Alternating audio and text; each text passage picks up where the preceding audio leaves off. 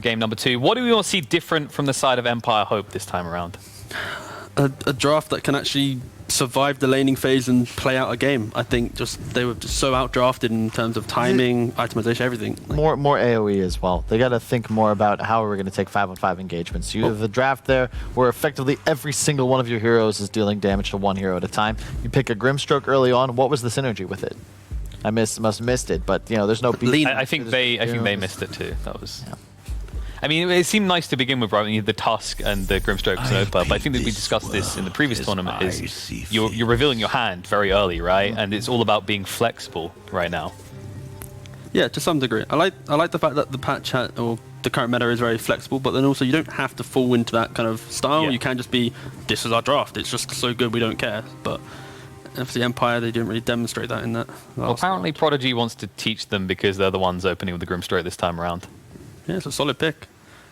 Like, there's nothing. They've done pretty much everything. Wave clear, team fight. Like, yeah, it's such a good hero. Laning presence. Oh, they're going back for the Tusk. Let's see if they can at least build a better draft around it. I think you have to realize what went wrong in that first game. Like, well, it's so obvious. Tusk just doesn't provide damage. That's the thing. That's what you got to keep in mind with the hero. Lots of lockdown, lots of utility, not much damage. So you got to pick it. Preferably with a hero. I like it more with ranged 3 positions. Yeah, you said Fury and spell damage focused. Yeah. And it's also a very single target, but we will see. I like it with creeps. I think Tusk Enigma is an awesome duo as an offlane. Well, ranged heroes. We actually got the Weaver coming out. Yeah, this team's played it on offlane and carry before, so this is just a flexible pick that they're not really revealing much in. If they do put it on 3, the lane's going to be pretty decent. You're going to have, obviously, tag team with the Germinate, and then obviously you've got the annoying factor of having the Weaver, buys Ags. It's a solid pick overall, and it does allow them to build into an actual draft.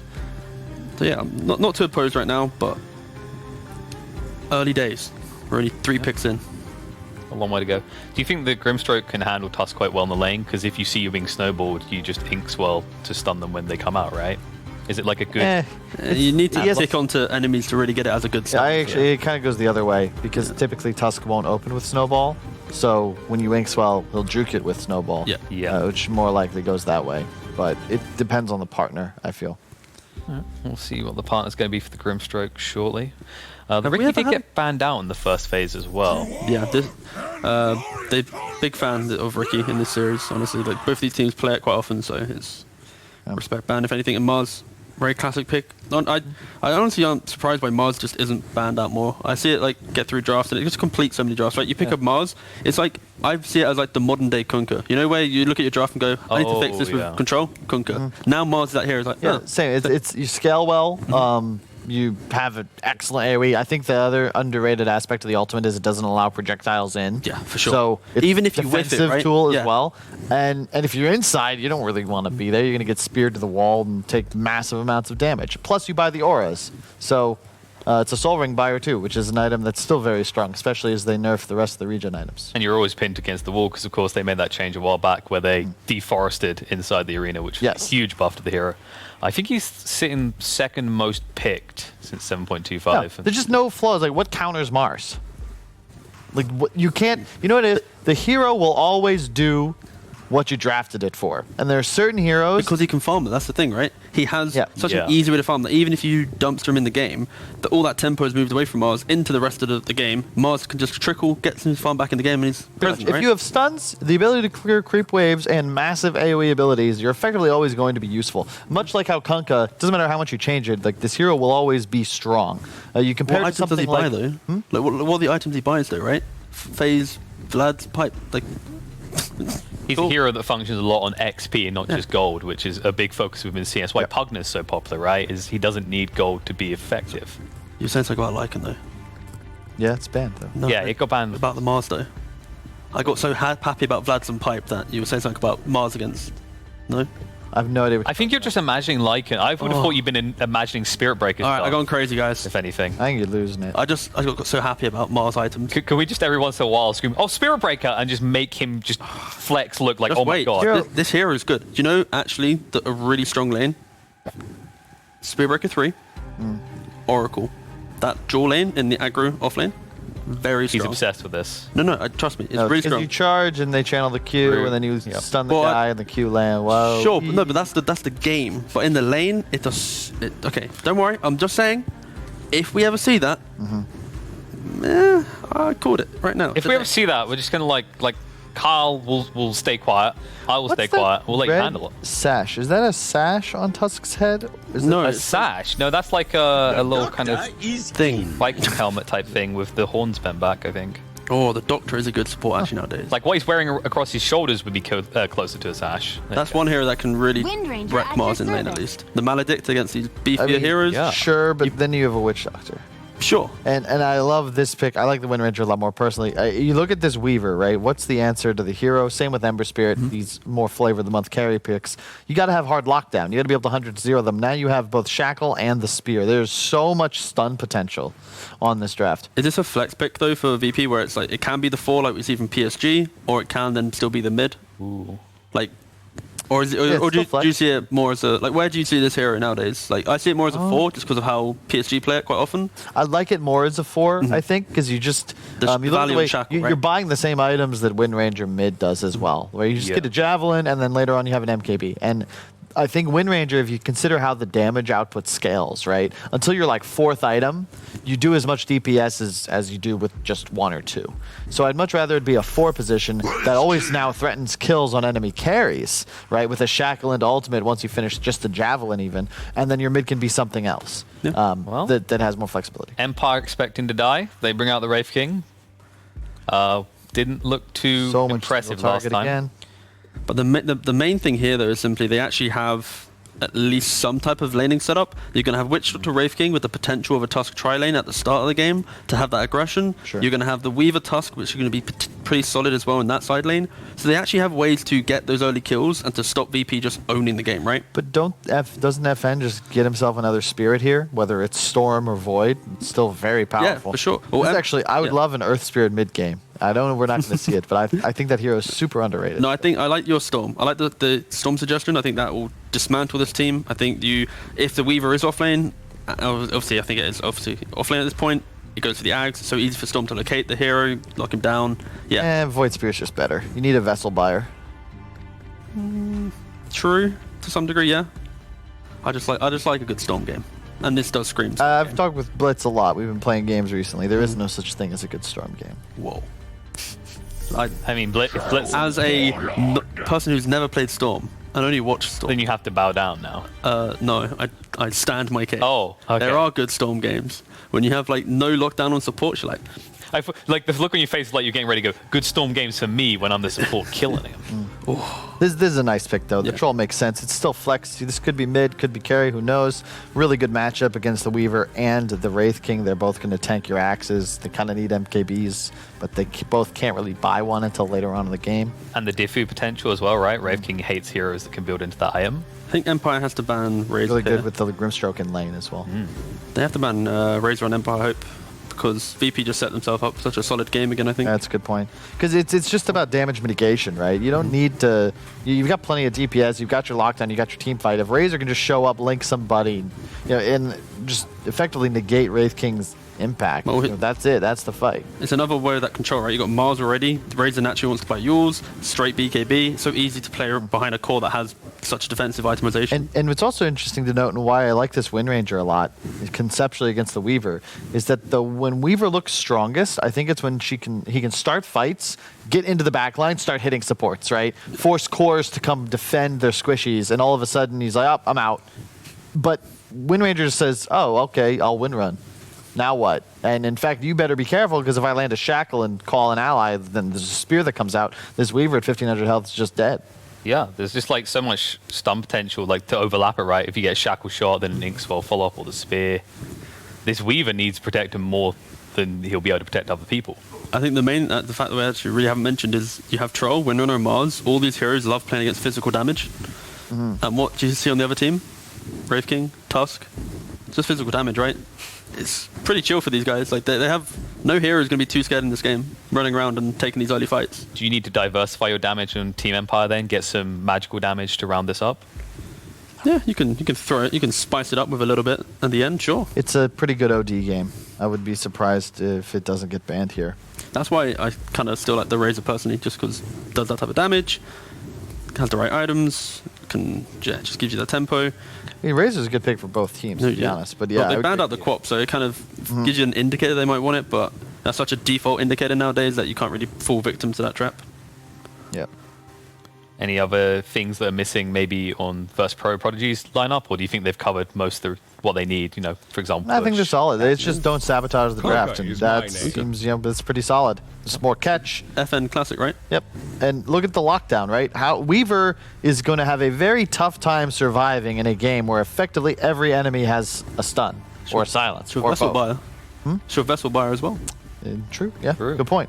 That's why I liked it. That's why I like the Void over the Storm Spirit, just simply because you want a Vessel Buyer. Yeah. And it's a strength hero, so you can have 2,000 health. Where is the damage? I guess from this Empire Hope lineup. Technically, then I still feel inclined just to say Razor because you have like You the can mid still lane get matchup. damage, For some though, degree, it's going to be okay against the troll, but then it's so disjointed, right? That draft is they're like okay, Necro, all right, sure, Necro's deal. Oh yeah. I felt like it was going to be some sort of in-spellcaster. Pugna was banned, so Necro or OD makes sense. Sure. They needed damage, and they needed something specifically that provided some sort of magical threat. It's a good matchup against the Kunkka. However, the problem I see is that none of these heroes can make plays. Yeah, the game is still very awkward for them, right? Yeah. Like, even if Necro moves forward, your Wraith King won't really be in a position of wanting to fight. Yeah, Necro Wraith King is the same thing, right? Are like ice shards and throwing a coconut and then praying you're And a going to have skull. the damage to kill a strength hero. Isn't it? Does it look like they're more fixated on surviving with their lineup, right? Because you've got got the heals, you've got the time lapse, you've got the snowball save. But as you say, they don't necessarily have the follow through to kill people off. Yeah, they can't kill anything. And I think you have so many stuns you're up against. The main It's difference. just tough. The main difference in this game is simply the fact that if Empire do have solid lanes, they get those early kills, their ability to collapse together and just plow through you is there. It's just the fact that VP, their team fight is so much easier that, sure, if you don't get worked over in 15 minutes, then it's like, all right, cool, run at us, please, we want to kill you. Okay, so would you say you're both loving Virtus pros? Oh, yeah. Yeah, it's like, the last game was like 95-5 for VP.Prodigy. This game's like 85-15. I'd say it's 90-10. It's just Okay. It's just the thing is I'll the take that. game is so much easier to play. You have Mars and Kunkka. Hey, let's kill this guy. All right, sure. And what's your play as Empire Hope? All right. What's your counter move? Well, it looks like my panelists love Virtus.Pro-Prodigy's draft, but I'll tell you who loves you forever, and he's in the cast ready to begin with Nomad. It is Nomad1437. Take it away, boys. Much. Yep, we're getting into the second game, and well, the panel don't really see much hope for poor old Team Empire Hope. What do you think, Theben? Is there a possibility here of them taking the second game? Listen, if we've learned anything about Dota throughout the years, is that there's always hope. Okay, that's why they're called Empire Hope. All right, and on top of that, I think there's gonna be another Wraith King Shadowblade game coming through because someone's gonna have to catch, like how Kyle said on the panel. They're gonna have a big issue once again with catching. But I think that's exactly how he likes to play Wraith King, though. Yeah, Ooh, he interesting wants to get on the situation. back lines, wants to find himself some heroes, and there's a lot of heroes up on the high ground right now. DM walking into it all right now and immediately getting that Maledict dropped upon him, along with the tag team, and that is DM tagged down into the grave. Good night, sweet prince. And there's your first blood coming through on the Mars, so a cute little rotation in from Empire Hope, securing them that one. And even Mastery, he's going to try and look for the extra bounty rune here. I love this move of efficiency here from Empire Hope, just seeing if they can grab themselves 3 bounties to start things off, and they might well be able to, because the troll can only get 1. And I don't think I'd going to be here soon enough, so Mastery is going to be very happy with this. All right, you know what? I think Empire Hope is like lit up right now. Oh, he's so greedy. Oh, sorry, the Weaver's just gone for the other bounty and missed out on the 3 bounty runes here, trying to get all 4. I mean, that is just biting off more than you can chew. At least it's a much better start than last game, right? Where this game they actually had the Tusk join up with some of the heroes and secure that first blood before they went into their 2-1-2 situation. I think Empire is actually like gonna pull all the stops here and try to play the best that they can. They really want to be able to win this series, and you can see that from like their movement on the map and how they were setting up for even the small little things. Yeah, absolutely. They started things off just going like, hey, you know what? If we're going to go down, then we're going to go down with fire. Meanwhile, Weaver, yeah, dropping really low here. And in the trees here, Axe does find him. Iron's on top of him as well. And they should be able to finish job with a couple of right clicks. But no, the Fairy Fire going to come through for Mastery just in time. Keeping him nice and healthy and actually doing a decent amount of damage back in towards Iron here. Mastery has to be careful, trying to play around here. They're using their health as a resource here. I don't think Sukuchi actually connected onto the wind, though. So she's going to be okay as well. And the only one coming out of this with any kind of HP is actually Epileptic Kid. So he's feeling pretty good about life. Meanwhile, over towards the mid lane, starting things off with the Necrophos doing pretty well versus this Kunkka.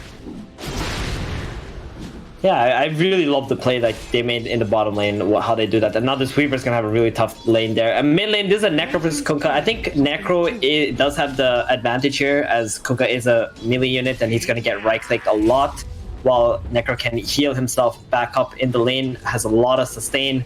And they're just going to keep on bringing out stats and regen from both of these guys. So, I mean, it's FN after all, so anything can actually happen, to be honest. Like, this man's an absolute beast at playing the mid lane. Managed to turn the last one around and did the same with this one. Mastery having to dodge out that power shot, but does so quite easily, and having to salve up as well. But yeah, a lot of damage being taken in this bottom lane from the wind and from the troll. Very interesting to see this window. I'm not sure if he's playing the 5 as such, or if she's just kind of sitting in the bottom lane because they prefer it. Hard to say, but I think at this, like right now in Dota, like 4 and 5, there's not much difference, right? It's just one just takes a bit more farm than the other. But this is a Wind Ranger and a Grimstroke. Like, they're both just going to be nuking out waves, and they're just going to be both like super fat regardless inside the game. It just comes down to like how you play according to what your team needs. Truth. Meanwhile, Lightless just continuing to skirmish with Evan, both of them trading a lot of HP here in this middle lane, but so far, so good. No one really taking a huge advantage here. I guess Evan's a little bit further ahead, but Lightless doing all right for himself, certainly better than he was doing at this point last game around, but we'll see if any kills do happen. What do you think? Let's make it easy on the observers. Where do you think the kills are going to come from in this game? Which lane? Ooh, I mean, I want to say top lane, because there's like a bunch of disables up there. Like, every single hero in the top lane has disabled, so I think we're gonna see one right now. Oh, he misses the sphere on the Witch Doctor. Yeah, that probably would have been death. Ironheart go down. Yeah, it's playing around the edges quite nicely, and they're going to drop the Maledict here and the stun onto the Mars, so trying to get a little bit of value damage out onto him, but look at that spear, max range, sending him back. Meanwhile, in the bottom lane, though, they actually managed to get the kill onto Mastery here. So, Prodigy able to draw some blood down in the bottom lane. Yeah, he was out of resources on the Weaver. I don't think he was wanting to live long anymore. He just wanted to get full mana, full regen, and then like try to come back. But he doesn't actually have a TP. He actually died there, TPing out. Oh boy, that sucks. There's a big wave coming in bottom too. Yeah, that's going to be a decent amount missed from the poor old Weaver here. Although it looks like there's not going to be that much of it denied out before he can get there in time. But yeah, once again, I mean, I don't want to harp on James too much, but his lane hasn't gone well. He's looking towards mid. What is he going to do here in the daytime, though? Secure power runes, I suppose, is the play, is the idea here, and has been able to do that much at least. Yeah, and it looks like FN is doing absolutely like free farm in this mid lane. There's, Mastery goes down again. Oh my god, this Weaver is having an absolute mare of a game. Yeah, like this Wind Ranger is doing so good bottom, like supporting this lane. Like, first they got the sentry in the trees, so it can't be dewarded. Out though onto the Wraith King though, and there he pops. Nice timing there with the Stroke of Fate along with the spear to get both the damages off without throwing him out of the way off that Stroke of Fate. And that's one dead Wraith King. Damn, they're just dying everywhere, huh? Yeah, they can't do this. These lanes, they are not going well. At least FN's been sent back to the base at mid, but to be fair, he's got such a large CS advantage that he can probably afford to miss a wave here and come back. I mean, it's not ideal, but yeah, I think you're fine with it.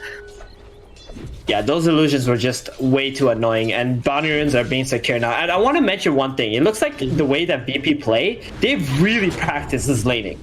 Like, their laning is absolutely insane. Whereas like Empire, you know, they pick like this toss, they got like this roamer, they're not really like too much invested into like trying to win their lanes really hard or something like that.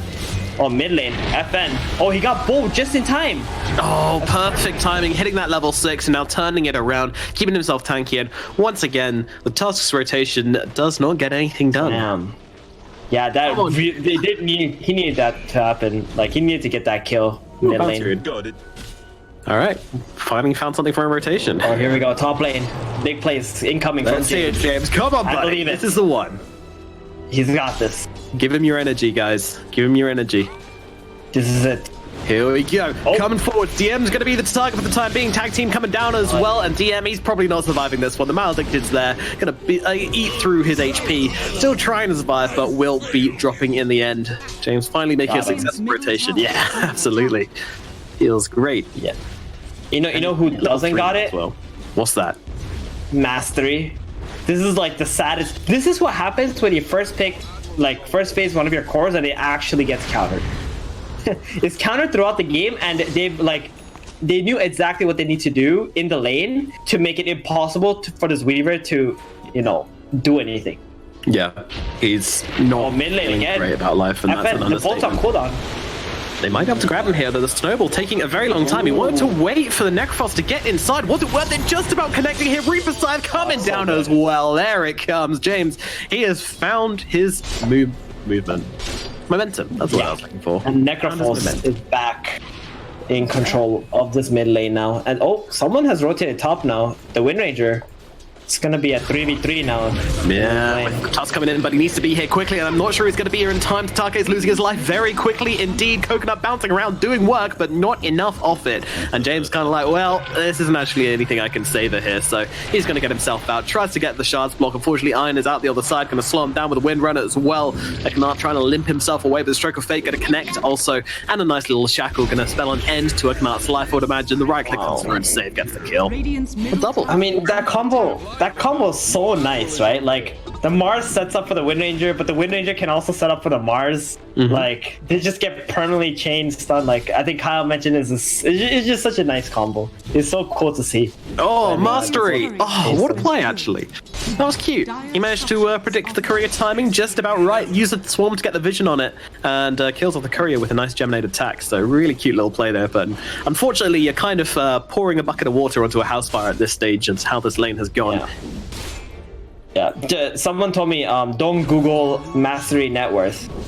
Yeah, I mean, just don't Google Mastery's lane at all here. Later Kid is just walking him. 27 denies and almost 50 CS at this point. Yeah, spoiler, he's got less net worth than the Tusk, who's been roaming non-stop in this game. Again, from us in some trouble. James closing in with the rotation here. Can they bring him down in time? They certainly can. And with Amadi, there was no doubt in their mind.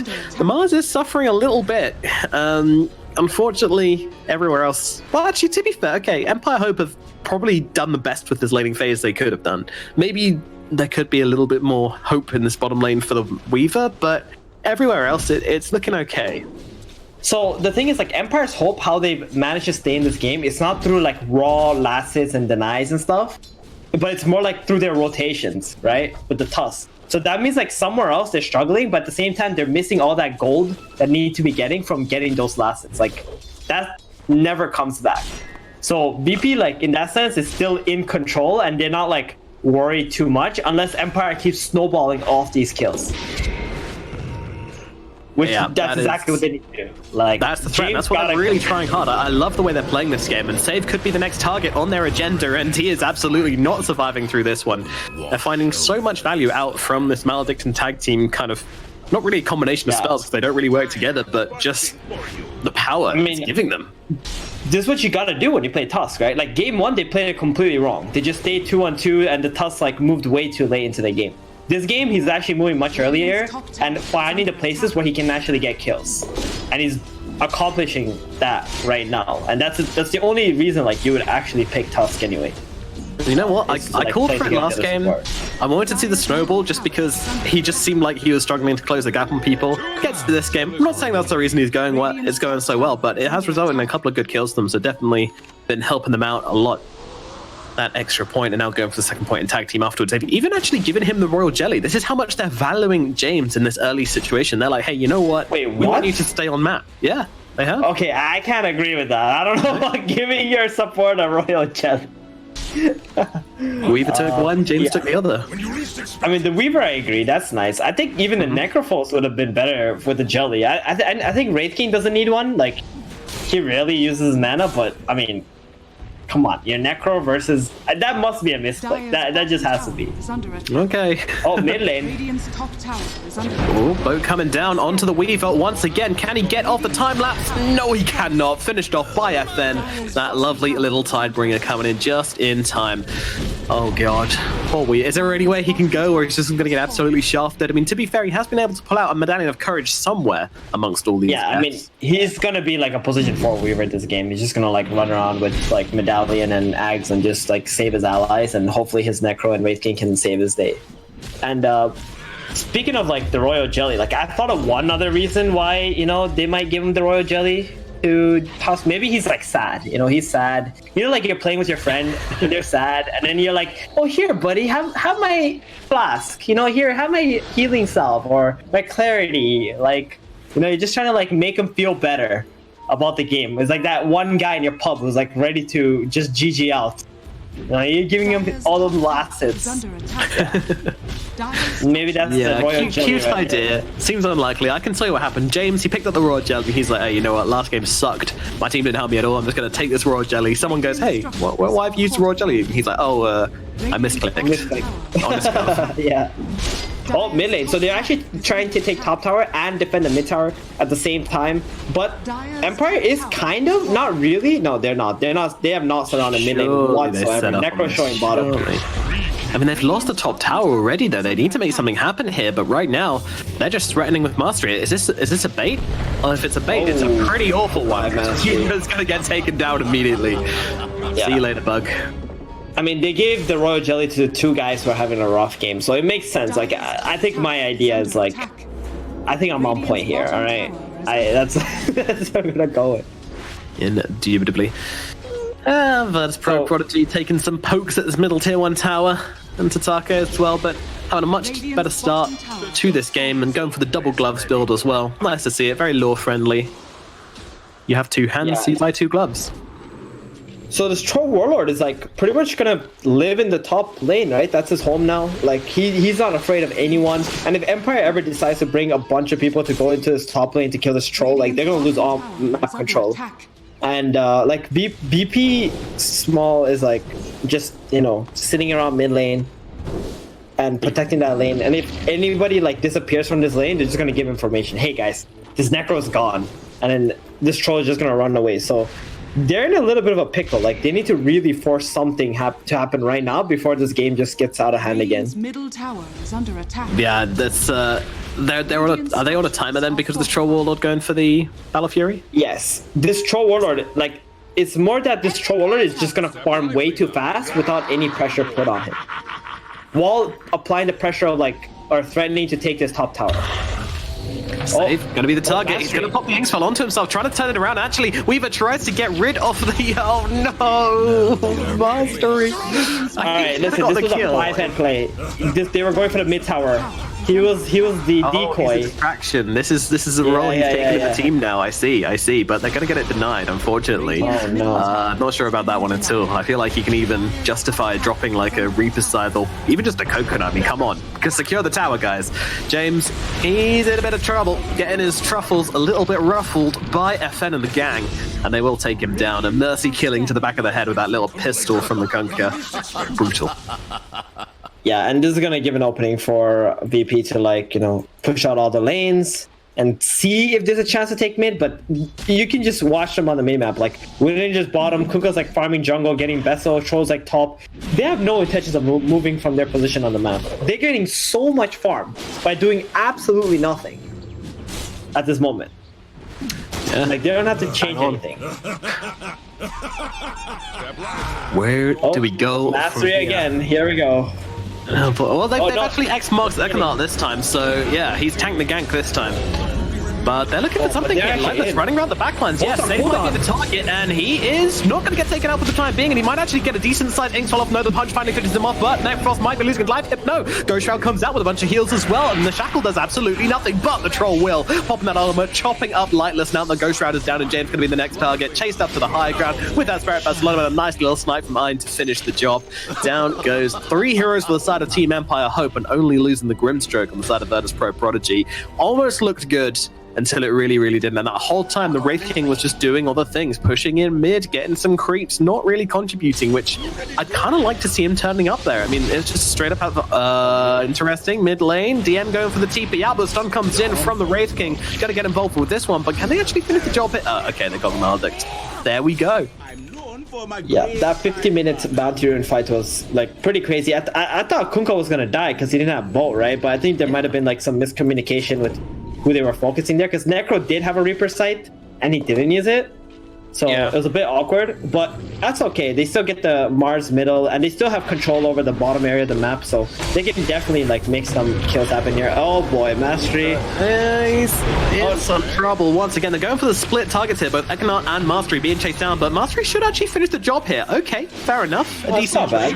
Hope. No. Yeah, this Witch Doctor is like helping Mastery get back in the game real good here. Like giving his own life up. Yeah, that's a good trade. No joke though. Like that's actually a good trade for like to get him back in this game, or like get him some gold going. The only problem is like he can't actually show up in any lane without fearing for his life. There's like 5 stuns and they're all like super strong against the Weaver. Snowballed in. Conqueror is going to be the target right now. Is he okay? Punch up into the air. Coconut going to follow as well. There's a plethora of spells thrown away of FM. And he is going to feel the brunt. I like this. This is a new Team Empire Hope turning up. They're like, hey, you know what? Do we want to be the team which is just thrown in the bin immediately? Or do we want to be the team which fight bloody hard for our spot in this tournament? And they want to be the latter. No, I completely agree. Like, but bottom lane, like they need to do something about this Troll Warlord though. Like this guy is the ticking time bomb. This. Oh yeah, I'm not saying the game's going that well for them, but I'm saying that they're playing in a way which actually seems like they want to play some Dotes today. He's out. Troll's out. He dodged the gank, but this Wind Ranger, she might not be as lucky. Oh, Lightless, you good? Okay. Just kind of stood still. Interesting plays. Meanwhile, maybe they find themselves Ein all the same. She doesn't really have anywhere to go, and Tatake is going to pin her down. Oh my god! Do you see the ward crit after that kill? Do you see that ward on the bottom? I never knew you could put that ward there. Oh, the little sub. They just killed it. Yeah, like where the statue is. Oh, yeah. Like there's a couple of those. I had no idea. You can put it on the statue there. That's pretty interesting. But yeah, now I learned something new. Cool. Radiant's bottom tower is under attack. I mean, like you can dodge like some sentries, right? Like if they put it, like most people put the sentry right on top of the cliff. So if you put it, if you put your ward on the statue, then you might just dodge the sentry altogether. Exactly right. Yeah, and sometimes couriers can miss it. It's a bit more kind of well known now, so generally people will check it. But yeah, sometimes you do get yourself a cheeky observer which survives longer than it should.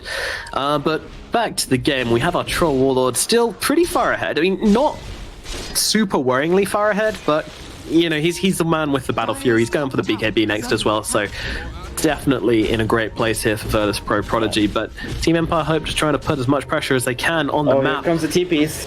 They're looking for this right now. I mean, there's no wind at the very least, and Take leading the charge. Stun out onto Epileptic Kid. This is a big target. They can't really afford to leave him behind, but he does have an ultimate. Take is not actually that healthy, and now comes as well onto the two of them. They're going to be able to take down James on Virtus.pro-Prodigy. Take's first life has gone as well, but Mastery's turning up to this one. Empire Hope actually do want to fight this as the dust come out to see Mastery chasing. They're looking for Epileptic Kid here.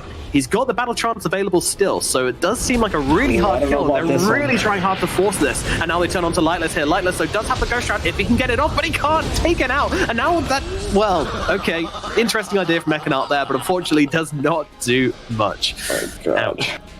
Dude, VP is like so smooth, you know, they just like kill them, then they run pretending like they're super weak and you know, oh, come get me, and then like as soon as their cooldowns are up, bam, turn around and just throw all their spells at the Necrophos and then get another kill. Like they're just like playing such good Dota, like in terms of spellcasting and things like that, and being in the right place at the right time, and like not to mention like but not for me thing definitely applies here.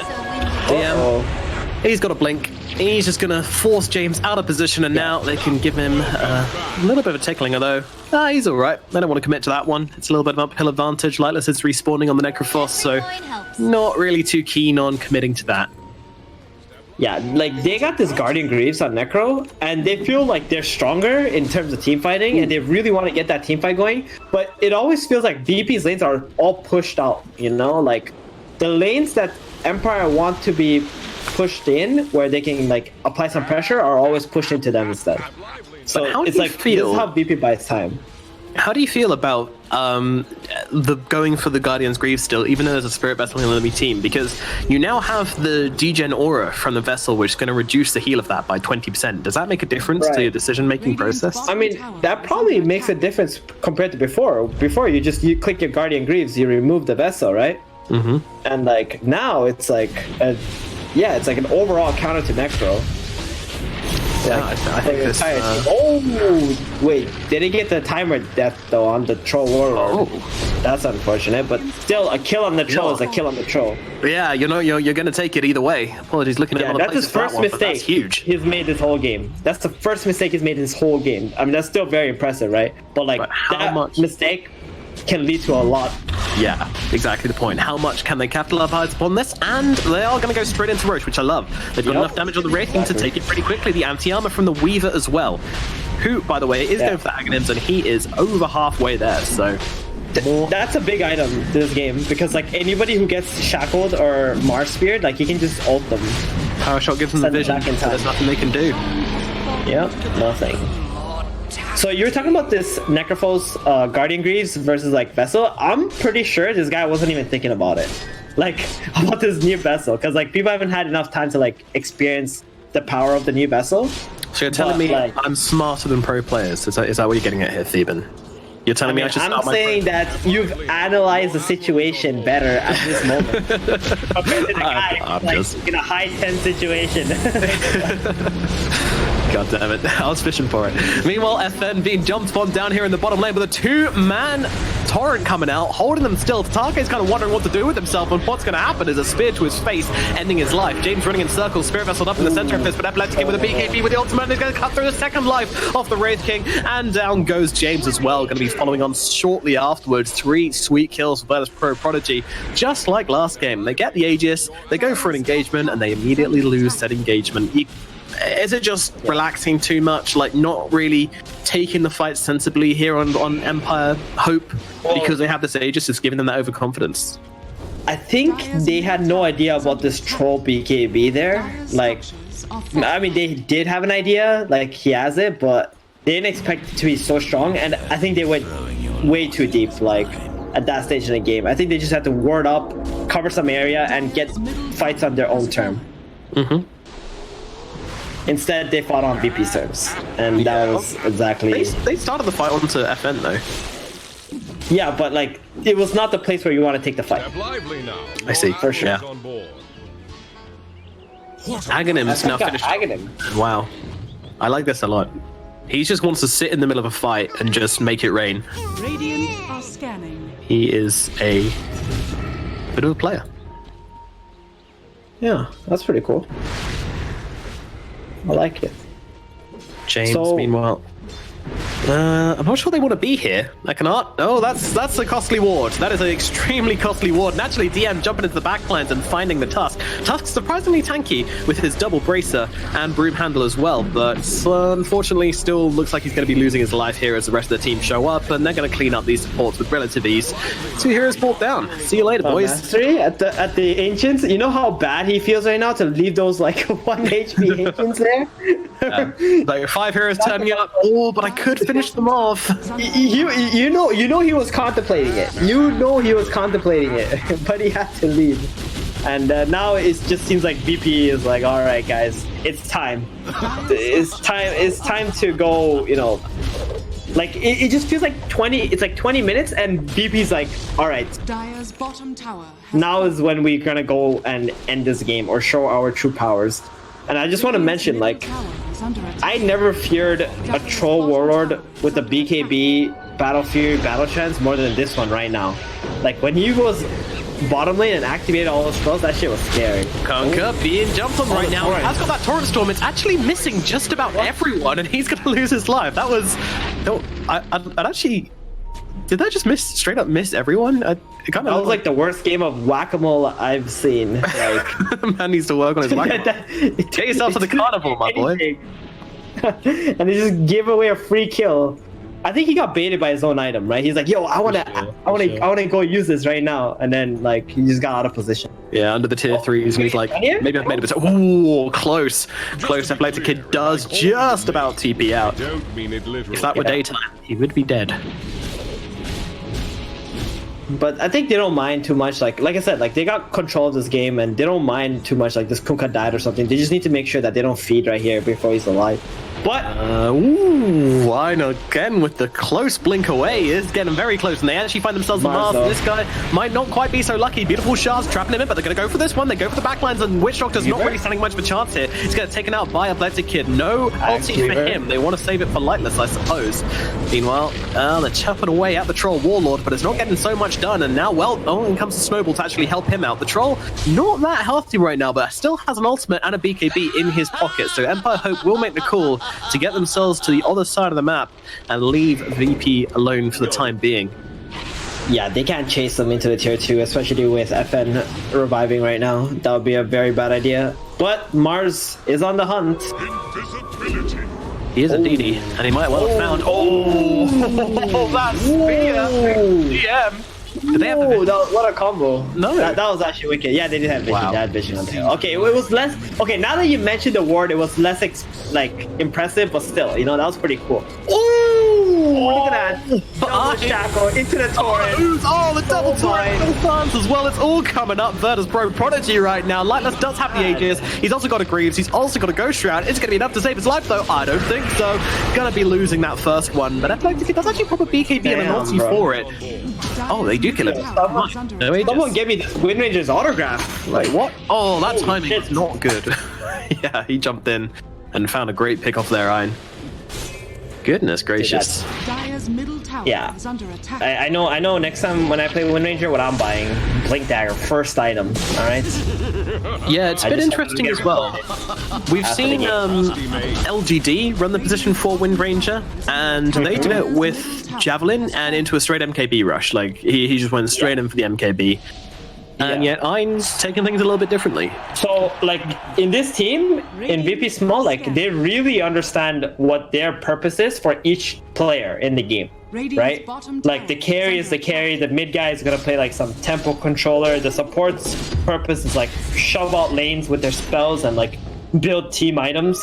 And this Blade Dagger is, like, a team item, right? Because it sets up his team to, like, stun and, you know, sets up Mars to, like, go in as a follow-up or whatever it may be. So he doesn't need that damage from his team because like they know that this troll is like all the damage they will need for this game. Damage out the window. Mobility is key for this wind. It's Virtus.Prodigy. 12k gold advantage coming up on that 30-minute mark in this game.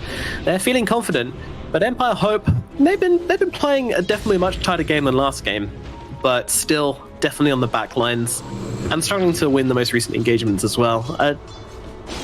Yeah, it's starting to slip away from them. But you know what, James? He's got himself 3 braces now. And apparently that's how many he needed before he goes to the blink. Listen, there's only one guy to watch right here, okay? It's a boy, Ain on the Wind Ranger. Oh, never mind. Mars is the one going in first.